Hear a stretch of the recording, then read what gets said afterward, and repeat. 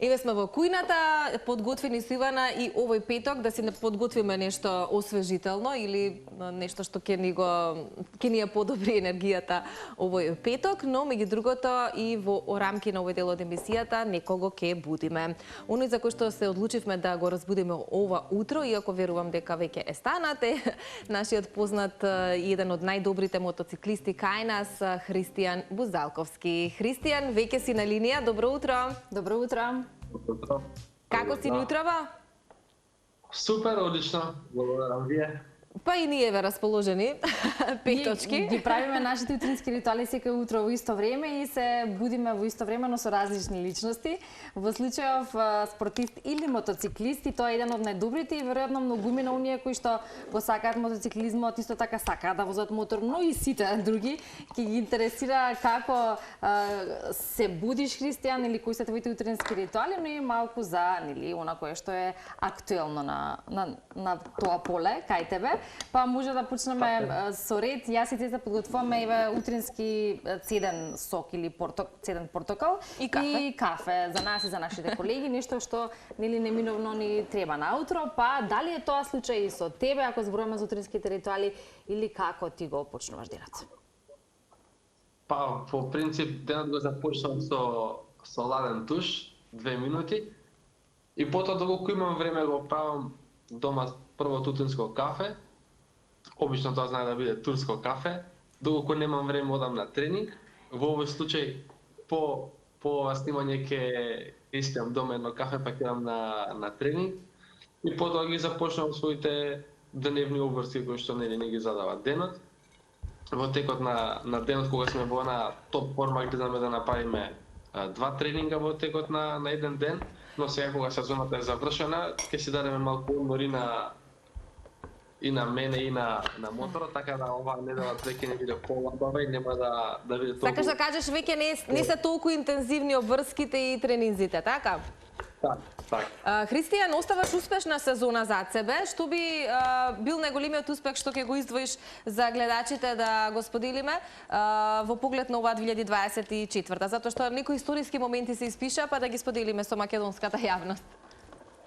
Така, значи, како и минатата сезона, така и ова, успеавме повторно да оствариме историски успех и за мене како возач, како индивидуален спортист и за Македонија, затоа што останав првиот мотоциклист од Македонија кој што успеал да биде четврто пласиран во генералниот пласман на Алпа Адри интернационалниот шампионат во конкуренција од 35 возачи од цела Европа. Успеавме да бидеме четврти на FIM Europe шампионатот во класата Супер 100.000, тоа е европскиот шампионат.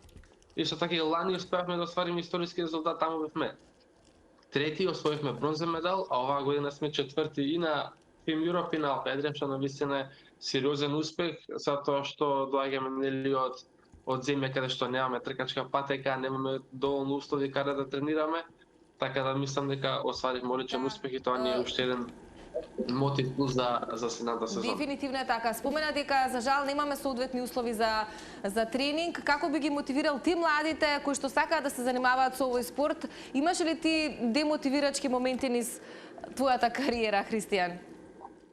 Па во принцип секој спортист без разлика дали е мотоциклист, автомобилист, фудбалер, кошаркар и така натаму, сите имаме моменти кога ни доаѓа кога се прелива чашата и сакаме да кажеме доста е, се откажувам, немам поддршка, не оди, вака е така, но меѓутоа сите треба да бидеме да издржиме, да го издржиме тој момент, да го пребродиме, затоа што нели секогаш после дождот доаѓа сонце, така да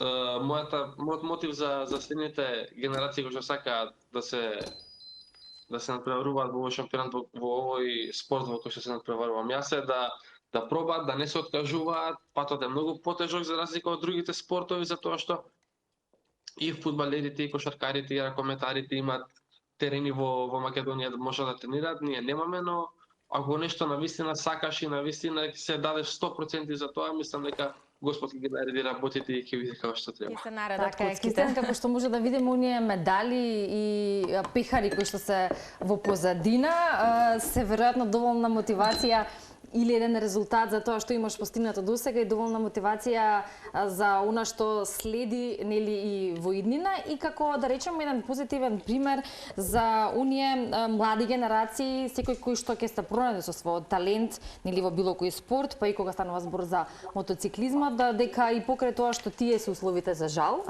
и за различни спортови кога зборуваме, сепак да се најде нешто кон кое што ќе се фокусираат, ќе се насочат како би успевале да имаат стимул да се надпреваруваат и да освојуваат награди, така?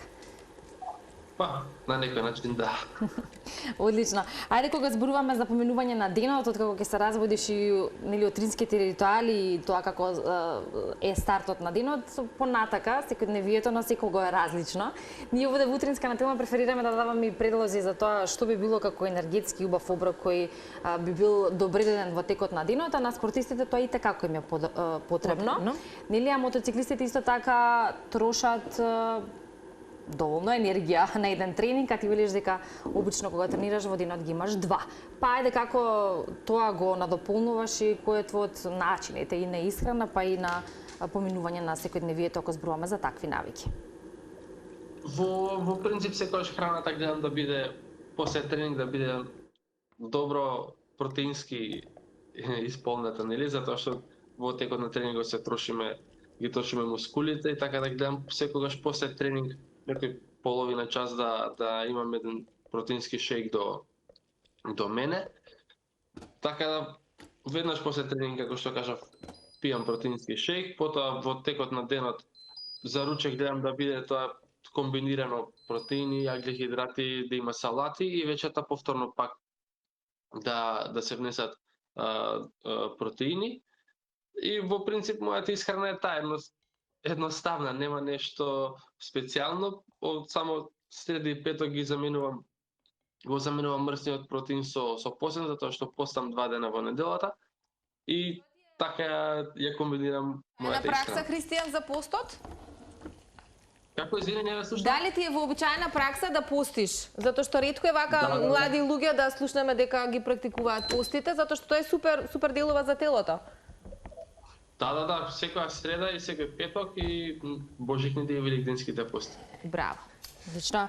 И сега уште ќе те прашаме едно прашање кое што не е толку можеби неблагодарно е, ама ајде ако можеш да издвоиш со сите тие пехари и медали кои што ги имаш позади тебе, што е она кое што досега во твојата кариера најмногу ти има оставено впечаток или нешто или некоја награда која што ти е најмила?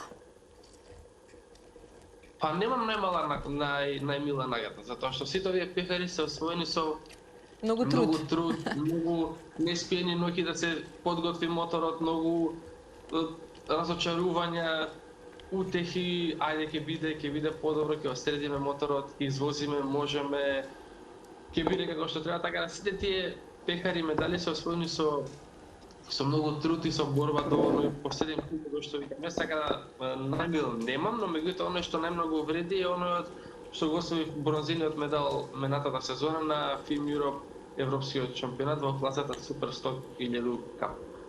Христијан, ние ти посакуваме уште поуспешна 2025 и не се сомневаме дека тоа ќе биде така со оглед на енергијата и жилбата која што ја имаш за овој спорт. Пред да те одјавиме, само да прашаме што прави моторот во моментов, односно каде и како ја презимува зимата, во смисла на тоа дека нели не можат многу дел од тренинзите претпоставувам да се одвиваат и во зимски услови или може би грешам? Другите тимови можат, затоа што имаат многу финансии во овие ладни денови кога ќе дојде зимата, одат во Шпанија на тренинзи, меѓутоа ние не одиме во Шпанија, ние ќе се останеме тука. За жал. Така моторот е во гаража. Дали ќе биде во подрум или ќе го возиш? Па не, јас мотор не возам по улица затоа што прво моторот има техничка спецификација на таа. За тренинзи може да направиме уште 1-2 тренинга во текот на овие месец дена, затоа што може да фатиме уште некој топол ден. Потоа кога ќе заоди моторот ќе иде во последна просторија во гаражата и таму си седи. И таму ќе си презими. Добро, Христијан, фала ти многу за ова дружење виртуелно денеска, што ни ги сподели се разбира твоите утрински ритуали и како функционираш овој период од годината. Ти посакуваме многу успеси и следната дружба нека ни биде тука во студио. Зашто да не, ви благодарам и на вас Поздрав голем. за поканата и чест. Поздрав.